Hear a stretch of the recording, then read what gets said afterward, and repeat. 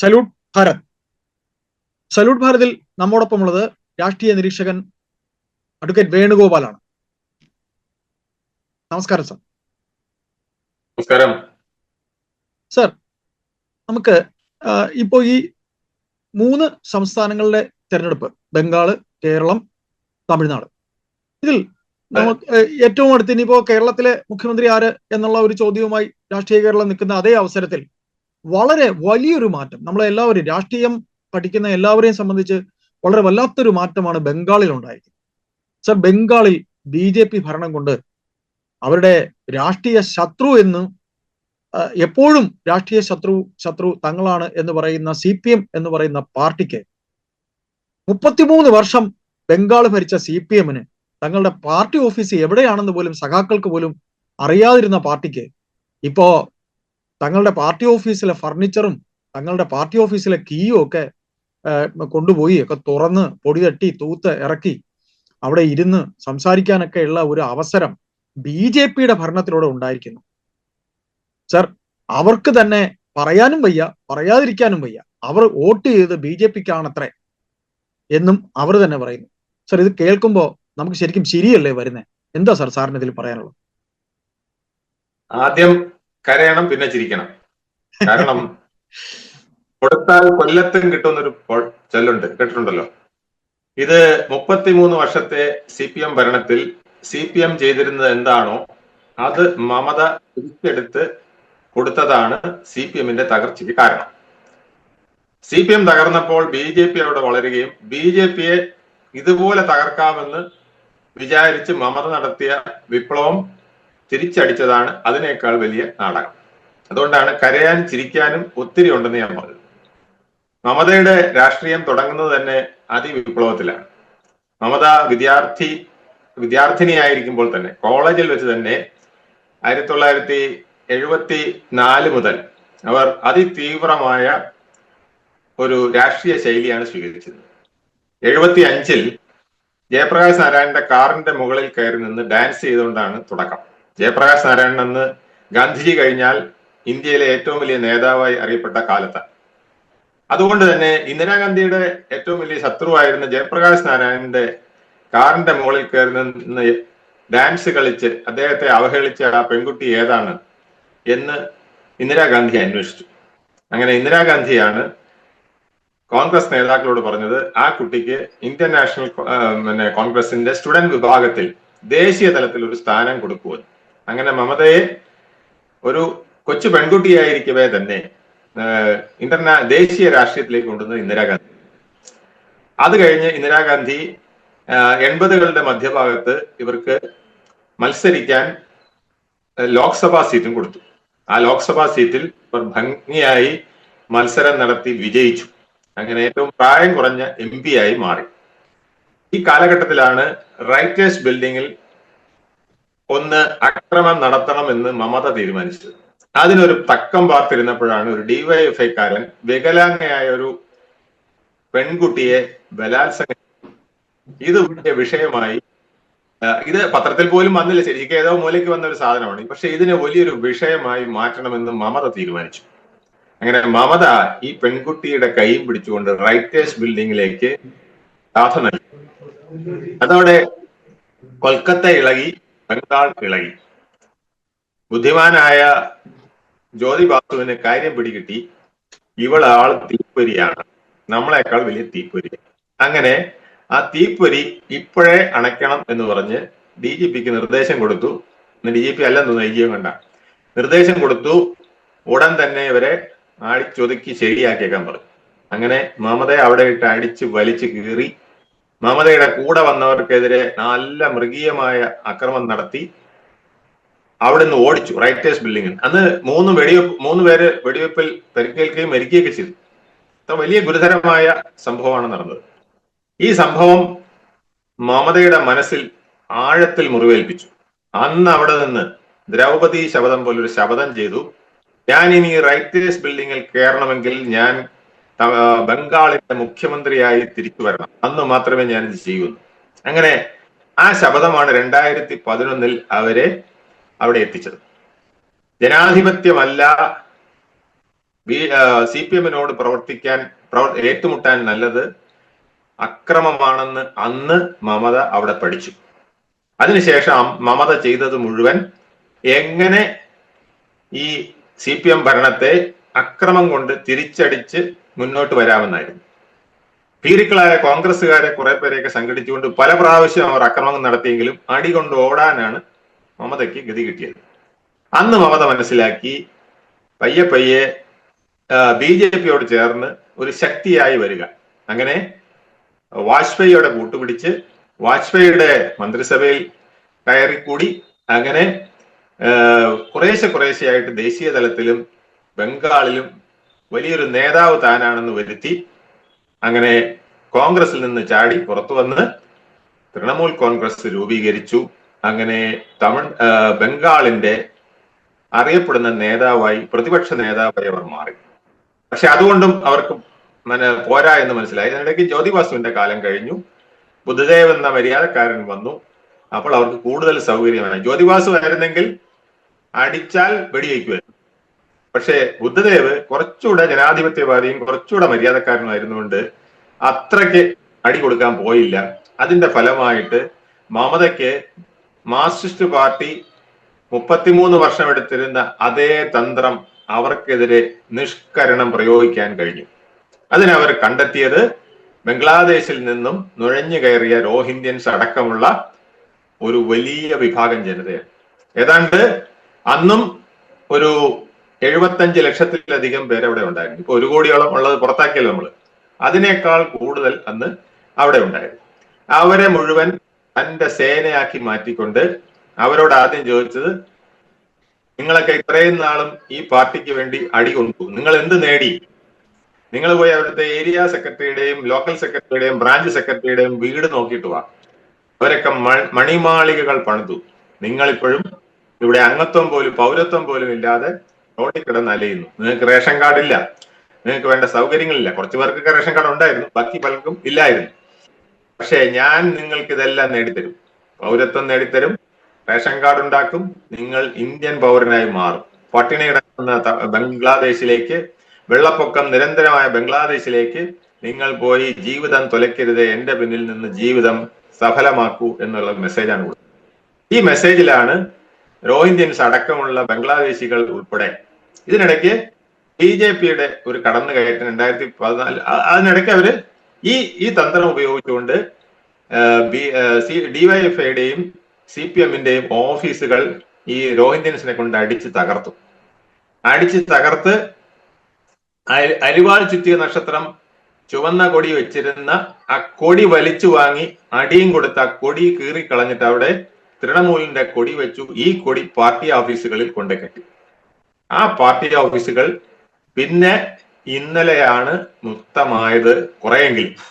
ഇത് മാർക്സിസ്റ്റ് പാർട്ടിയും പഠിച്ചില്ല. മാർക്സിസ്റ്റ് പാർട്ടി വിചാരിച്ചത് BJP വന്നു കഴിഞ്ഞാൽ തങ്ങളുടെ സ്പേസ് പോകുന്നാണ് മാർക്സിസ്റ്റുകാർ വിചാരിച്ചത്. അപ്പൊ അടിയും കൊണ്ട് പുളിയും കുടിച്ചിട്ടും മമതയ്ക്കൊപ്പം നിൽക്കാനാണ് അവർക്ക്, ഒപ്പമല്ല എന്നാലും മമതയെ കൂടുതൽ പയറ്റാതെ വിമർശിക്കാതെ നിൽക്കാനാണ് അവർ ശ്രമിച്ചത്.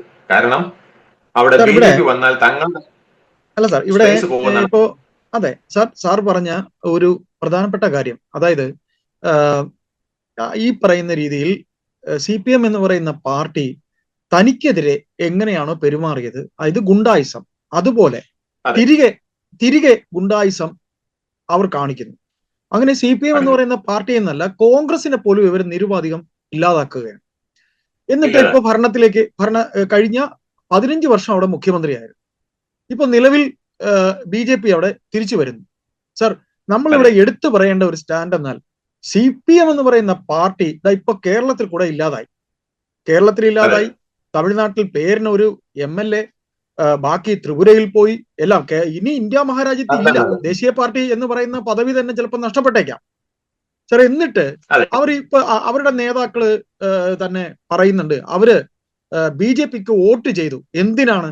ഞങ്ങൾക്ക് പിന്നെ നമ്മുടെ പാർട്ടി ഓഫീസെങ്കിലും തുറക്കണം, ആദ്യം അങ്ങനെയെങ്കിലും നടക്കട്ടെ എന്നൊക്കെ പറയുമ്പോൾ സർ, ഈ പറയുന്ന ആദർശത്തിനും പറയുന്ന വാക്കിനും പ്രവൃത്തിക്കും തമ്മിൽ എന്തെങ്കിലും അന്തരമുണ്ട്?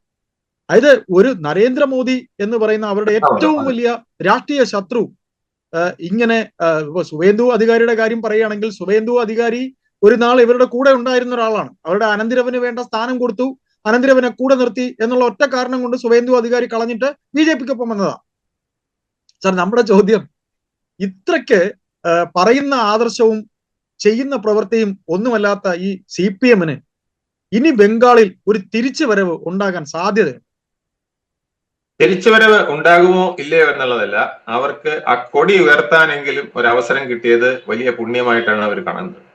550-ൽ പരം ഓഫീസുകൾ തുറക്കാനും അവിടെ അരിവാൾ ചുറ്റിക നക്ഷത്രം കൊടി വയ്ക്കാനും അവർക്ക് കഴിഞ്ഞു എന്ന് തന്നെ അവർ കഴിഞ്ഞ 15 വർഷമായി അവർ സ്വപ്നം കണ്ടുകൊണ്ടിരുന്ന ഒരു കാര്യം യാഥാർത്ഥ്യമായല്ലോ എന്നുള്ള ചാരിതാർത്ഥ്യത്തിലാണ് നിൽക്കുന്നത്. അത് അവർക്ക് വലിയ കാര്യമാണ്. പിന്നെ അവർ തെറ്റിദ്ധരിച്ചിരുന്നത് BJP വന്നാൽ ഞങ്ങൾക്ക് സ്പേസ് ഇല്ലാതാവും, BJP വന്നാൽ പ്രതിപക്ഷം എന്ന സ്പേസ് അവർ കൊണ്ടുപോകും എന്നുള്ളതാണ്. ഇപ്പൊ BJP ഭരണകക്ഷി ആയതോടെ അവർക്ക് മനസ്സിലായി BJPക്കുള്ള സ്പേസ് BJPക്കുണ്ട്, CPM-നുള്ള സ്പേസ് മമതയാണ് കൊണ്ടുപോയത്, കോൺഗ്രസിനുള്ള സ്പേസ് മമതയാണ് കൊണ്ടുപോയത്. അതുകൊണ്ടാണ് രാഹുൽ ഗാന്ധി ഒറ്റയ്ക്ക് മത്സരിച്ച് ഇത്തവണ കൂടുതൽ സീറ്റുകൾ നേടാൻ തീരുമാനിച്ചത്. കാരണം മമതയെ എതിർക്കുന്നതിലൂടെ മാത്രമേ കോൺഗ്രസിന് വളരാനൊക്കൂ, മമതയെ എതിർക്കുന്നതിലൂടെ മാത്രമേ CPM-നും വളരാനൊക്കൂ. അപ്പൊ അവരിത് പഠിച്ചു. ഇനി അവർ ആദ്യം ശ്രമിക്കുന്നത് ബംഗാളിൽ ഭരണപക്ഷം BJP ആണെങ്കിലും തങ്ങൾക്ക് ആദ്യം പ്രതിപക്ഷമെങ്കിലും ആകാൻ കഴിയുമോ, ഒരു ചെറിയ പ്രതിപക്ഷമെങ്കിലുമായി വളരാൻ കഴിയുമോ എന്നുള്ളതാണ് കോൺഗ്രസും CPM-ഉം ശ്രമിക്കുന്നത്. അതിലാണ് അവരുടെ ശ്രദ്ധ. ഇതിലൂടെ ഞാൻ ഒന്ന് ഇടപെട്ടോട്ടെ സാർ. അതായത് ഇതിലൂടെ CPM പഠിക്കേണ്ട പല പാഠങ്ങളില്ലേ സാറിന് എന്ത് തോന്നുന്നു? CPM പാഠം പഠിക്കാത്ത പാർട്ടിയാണ്. കാരണം അവർ നേതൃത്വത്തിൽ നിന്ന് ചിന്ത താഴെ തട്ടിലേക്ക് ഇറക്കി കൊടുക്കുന്ന ഒരു പാർട്ടിയാണ്. അവർക്ക് ചിന്തിക്കുന്നവർ അധികം വേണ്ട. സാംസ്കാരിക നായകർ പോലും തങ്ങൾ പറയുന്ന പാട്ടേ പാടാവൂ, അല്ലാതെ ചിന്തിച്ചുള്ള കാര്യങ്ങൾ പറയരുത് എന്നുള്ളതാണ് കേരളത്തിലടക്കം ആ പാർട്ടിക്ക് വന്ന ഗതികേട്. ഇന്ന് പാർട്ടിയിൽ ഓശാന പാടുന്നവരുടെ, ശ്രുതി പാടകരുടെ ഒരു കൂത്തരങ്ങായി മാറിയതാണ് ഇന്ന് മാർക്സിസ്റ്റ് പാർട്ടി കേരളത്തിലുണ്ടായ പരാജയം. കാരണം ഭരണത്തിലിരിക്കുന്ന ആളെ പുകഴ്ത്തിയാൽ ഈ കപ്പൽ ആടി ഉല്ലയില്ല, ഇതിനൊരു കപ്പിത്താനുണ്ടെന്ന് പറഞ്ഞാൽ അതാണ് എനിക്ക് MLA ആവാൻ, മന്ത്രിയാവാൻ, അല്ലെങ്കിൽ താഴെത്തട്ടിലുള്ള സാധാ പ്രവർത്തകന് ഒരു പിൻവാതിൽ നിയമനത്തിന് പോലും ഗുണകരമാകുക എന്ന് ചിന്തിക്കുന്ന ഒരു വിഭാഗം പാർട്ടിക്കകത്ത് കടന്നുകൂടി. ആ വിഭാഗം പാർട്ടിക്കകത്ത് നല്ല രീതിയിൽ പ്രവർത്തിക്കുന്ന, നല്ല ആശയങ്ങൾ പറയണമെന്ന് ആഗ്രഹിക്കുന്ന, നല്ല നിർദ്ദേശങ്ങൾ മുകളിലോട്ടും താഴോട്ടും കൊടുക്കണമെന്ന് ആഗ്രഹിക്കുന്ന പലർക്കും ഗെറ്റ് ഔട്ട് അല്ലെങ്കിൽ കടക്കൂ പുറത്ത് എന്ന് പറയേണ്ട അവസ്ഥയിൽ എത്തിച്ചു. അതാണ് കേരളത്തിലെ തകർച്ചക്കാരൻ. ഇത് തന്നെയാണ് സാർ. ഇതേപോലെ സാർ പറഞ്ഞ ഈ കേരളത്തിലെ തകർച്ചയ്ക്കൊപ്പം സാർ തന്നെ പറഞ്ഞു വെച്ച ഒരു കാര്യം കൂടെ ഞാൻ ഇതിൽ സാറിനെ ഓർമ്മപ്പെടുത്തുകയാണ്. അതായത് ബംഗാളിൽ BJP നൽകുന്ന ഒരു സന്ദേശം, സാർ, രാഷ്ട്രീയ പാർട്ടികൾക്ക് ഒരു രാഷ്ട്രീയമായിട്ട് പ്രവർത്തിക്കാനുള്ള ഒരു സ്വാതന്ത്ര്യം CPM നൽകാത്ത സ്വാതന്ത്ര്യം BJP നൽകുന്നതിലൂടെ BJP CPM-നേക്കാൾ എത്രയോ ആദർശപരമായി ഉയരങ്ങളിൽ അല്ലേ എന്നുകൂടെ അതുകൂടെ നമുക്ക് സംസാരിച്ചുകൊണ്ട് നമുക്ക് ഈ വിഷയം അവസാനിപ്പിക്കാം. അതായത് ആദർശപരമായി ഒരു സംസ്ഥാനത്ത് എല്ലാ രാഷ്ട്രീയ പാർട്ടികൾക്കും പ്രവർത്തിക്കാനുള്ള സ്വാതന്ത്ര്യം എന്ന് പറയുന്നത്, CPM സാർ തുടക്കത്തിൽ പറഞ്ഞു, ജ്യോതി ബാസു ആളെ വെച്ച് അവരുടെ പാർട്ടിക്കാരെ വെച്ച് മമതയെ തല്ലിയ കാര്യം പറഞ്ഞു. തിരിച്ചങ്ങോട്ട് മമത അവരെ പാർട്ടിക്കാരെ തല്ലി എന്ന് പറഞ്ഞു. ബംഗാൾ പോലൊരു സംസ്ഥാനത്ത് ഇത്തരത്തിൽ ബംഗ്ലാദേശിൽ നിന്ന് വന്ന ഗുണ്ടകളെ കൊണ്ട് ഈ കണ്ട കാലമത്രയും പ്രവർത്തിച്ച ഈ രണ്ട് പാർട്ടികളും, കോൺഗ്രസ് ഉൾപ്പെടെ, അവരുടെയൊക്കെ ഇടയിൽ ഒരു രാഷ്ട്രീയ സ്വാതന്ത്ര്യം നൽകി എന്ന മെസ്സേജ് BJP നൽകുമ്പോൾ BJPക്ക് അല്ലെങ്കിൽ നരേന്ദ്രമോദിക്ക് ഉണ്ടാകുന്ന രാഷ്ട്രീയ മാനങ്ങൾ വളരെ ഉയരങ്ങളിലല്ലേ? അതുകൂടെ പറഞ്ഞുകൊണ്ട് നമുക്ക് അവസാനിപ്പിക്കാം. BJP അവരുടെ ആദർശത്തിലും ആശയത്തിലും കടുകട്ടിയാണെങ്കിലും അവർ ഉൾപാർട്ടി ജനാധിപത്യം ഉൾപ്പെടെ നിലനിർത്തുന്ന ഒരു പ്രസ്ഥാനമാണെന്ന് നമ്മൾ കാണേണ്ടിയിരിക്കുന്നു. ഇന്ന് ലോകത്തിലെ ഏറ്റവും വലിയ രാഷ്ട്രീയ പാർട്ടി BJP-യാണ്. 14 കോടി ആണ് അവരുടെ അംഗസംഖ്യ. ആ 14 കോടി അംഗസംഖ്യ ഉള്ളിടത്ത് താഴെത്തട്ട് മുതൽ മുകൾ തട്ട് വരെയുള്ള തെരഞ്ഞെടുപ്പുകൾ പോലും അവർ കൃത്യമായി നടത്തുന്നുണ്ട് എന്നുള്ളതാണ്. ആ തെരഞ്ഞെടുപ്പിൽ പൂർണ്ണമായും വോട്ട് ചെയ്താണോ എന്ന് ചോദിച്ചാൽ അല്ല, പക്ഷേ മറ്റേത് രാഷ്ട്രീയ പാർട്ടികളെക്കാളും ജനാധിപത്യപരമായി അതിനകത്ത് തെരഞ്ഞെടുപ്പ് നടക്കുന്നുണ്ട്. അത് തന്നെ ഏറ്റവും വലിയ കാര്യമാണ്. അത് വാജ്പേയി മുതൽ തുടങ്ങിയ ഒരു പുതിയ കീഴ്വഴക്കത്തിന്റെ ഭാഗമായി നരേന്ദ്രമോദിയും അത് കളയാതെ കൊണ്ടുപോകുന്നു എന്നുള്ളതാണ്. നരേന്ദ്രമോദിയെ ഫാസിസ്റ്റ് എന്നും തീവ്രവാദി എന്നും ഒക്കെ വിളിക്കുമ്പോൾ ജനാധിപത്യത്തിന്റെ കാറ്റ് ആവശ്യത്തിന് നൽകുന്ന ഒരു പ്രസ്ഥാനത്തിൽ നിന്നാണ് അദ്ദേഹം വളർന്നത്. അദ്ദേഹം ഇപ്പോഴും അത് പിന്തുടരുന്നു എന്നുള്ളതാണ് ഏറ്റവും വലിയ ഒരു കാര്യം. ഇന്ത്യയെ പോലൊരു സംസ്ഥാനത്ത് അതേ വിജയിക്കൂ എന്ന് അദ്ദേഹത്തിന് നല്ലപോലെ അറിയാം. ജനാധിപത്യത്തിൽ ഊന്നിക്കൊണ്ട് തങ്ങളുടെ ആശയങ്ങളും ആദർശങ്ങളും കടുകട്ടിയായി കൊണ്ടുപോയിക്കൊണ്ട് മുന്നോട്ട് പോകാം. അങ്ങനെ ഇന്ത്യൻ ജനതയുടെ പിതൃത്വം ഏറ്റെടുക്കാൻ കഴിയുമെന്ന് അവർ പൂർണ്ണമായും വിശ്വസിക്കുന്നുണ്ട്. അതുകൊണ്ടാണ് 2014 മുതൽ ഈ സന്ദർഭം വരെയുള്ള 15 വർഷത്തിൽ അടുപ്പിച്ചായിട്ട് ഈ ഭരണം ഇങ്ങനെ കൊണ്ടുപോകുന്നത്. ഇത് അവർക്ക് വളരെയധികം 12 വർഷത്തോളമായിട്ട് ഈ ഭരണം തുടർന്നു. ഇതിന്റെ ഗുണം ഇന്ത്യയിലെ പലയിടത്തും കിട്ടിയിട്ടുണ്ട്. ഇപ്പോ തമിഴ്നാട്ടിൽ വിജയ് എന്തുകൊണ്ട് വിജയിച്ചു എന്ന് ചോദിച്ചാൽ അതിൽ BJPയുടെ ഇന്റർഫിയറൻസിന് വലിയ പ്രാധാന്യമുണ്ട്. ഒരു മാറ്റത്തിന്റെ കൊടുങ്കാറ്റ് ആദ്യം ഉയർത്തിയത് അണ്ണാമലയും BJPയുമാണ് തമിഴ്നാട്ടിൽ. അത് കൊയ്തത് വിജയാണ്. കാരണം വിജയ്ക്ക് അതിനുള്ള കരിഷ്മ ഉണ്ടായിരുന്നു. പക്ഷെ അണ്ണാമലയെ ഒതുക്കിയത് കൊണ്ട് BJPക്ക് ആ റോളിൽ, അതായത് ഇന്ന് വിജയ് 1ാം സ്ഥാനത്തും BJP 2ാം സ്ഥാനത്തും വരേണ്ടതാണ്. അണ്ണാമലയാണ് അതിന് നേതൃത്വം കൊടുത്തിരുന്നെങ്കിൽ, അണ്ണാമല പറഞ്ഞതുപോലെയാണ് തമിഴ്നാട് രാഷ്ട്രീയം പോയിരുന്നതെങ്കിൽ BJP ഇന്ന് 2ാമത്തെ വലിയ കക്ഷിയായി മാറിയേനെ. അപ്പൊ BJPക്ക് നല്ലപോലെ അറിയാം എവിടെ എങ്ങനെ സ്പേസ് ഉണ്ടാക്കണം എന്നുള്ളത്. അതാണ് അവര് കേരളത്തിൽ പോലും വിരിയാത്ത താമര എന്ന് എല്ലാ എക്സിറ്റ് പോളുകാരും പറഞ്ഞെടുത്ത് 3 താമര വിരിഞ്ഞു. അപ്പൊ അത് നിലനിർത്താൻ കഴിഞ്ഞാൽ അവർക്ക് കേരളത്തിലും ഭാവിയുണ്ട്. CPM ഒരുപക്ഷെ ശക്തമായി എതിർത്താൽ BJP കൂടുതൽ വളരും. BJPയുമായിട്ട് തൊട്ടില്ല എന്ന രീതിയിൽ ബന്ധം വെച്ചാലും BJPയും CPMഉം വളരും. അതാണ് കേരളത്തിൽ ഇനി വരാൻ പോകുന്നത്. മാത്രമല്ല ബംഗാളിലും ഇനി സംഭവിക്കാൻ പോകുന്നത് അത്തരത്തിൽ ഈ പറയുന്ന പോലെ ഒരു രാഷ്ട്രീയ സ്വാതന്ത്ര്യം BJP കനിഞ്ഞു നൽകി CPMന് എന്ന് അവർക്ക് പറയാതെ പറയേണ്ടി വരും, അല്ലെ സാർ? CPMന്, അതായത് BJPയുടെ അതെ, പാർട്ടി ഓഫീസുകൾ തുറന്നപ്പോൾ, പാർട്ടി കൊടികൾ വെച്ചപ്പോൾ അവർ പറയാതെ പറഞ്ഞു കഴിഞ്ഞു. ഇനി അവർ ശ്രദ്ധിക്കുക, മമതയെ വളരാതിരിക്കാൻ ശ്രദ്ധിക്കുക. ആ മമതയുടെ സ്പേസിൽ ഞങ്ങൾക്ക് വോട്ടുണ്ട്, ആ വോട്ട് പിടിക്കുക. അപ്പോ ഇനി ഫൈറ്റ് മമതയ്ക്ക് പകരം CPMഉം കോൺഗ്രസും ഒക്കെ ചേർന്ന് BJPക്കെതിരെ ആയാൽ അവർക്ക് അല്പമെങ്കിലും പ്രസക്തി കിട്ടും. ഇല്ലെങ്കിൽ സംപൂജ്യരായി പഴയ പോലെ മടങ്ങേണ്ടി വരും. മമത അതിഭയങ്കരമായ ശക്തിയായിട്ട് തിരിച്ചു വരാനുള്ള ശ്രമങ്ങളും നടത്തും. മമത പുറകോട്ട് പോകുന്ന ആളല്ല, എന്നും ഫൈറ്റിംഗ് സ്പിരിറ്റ് ഉള്ള ആളാണ്. അതുകൊണ്ട് മമതയെ സൂക്ഷിക്കുക, ജാഗ്രതയെ CPMനെ പറയാനുള്ളൂ. നന്ദി. Thank you sir.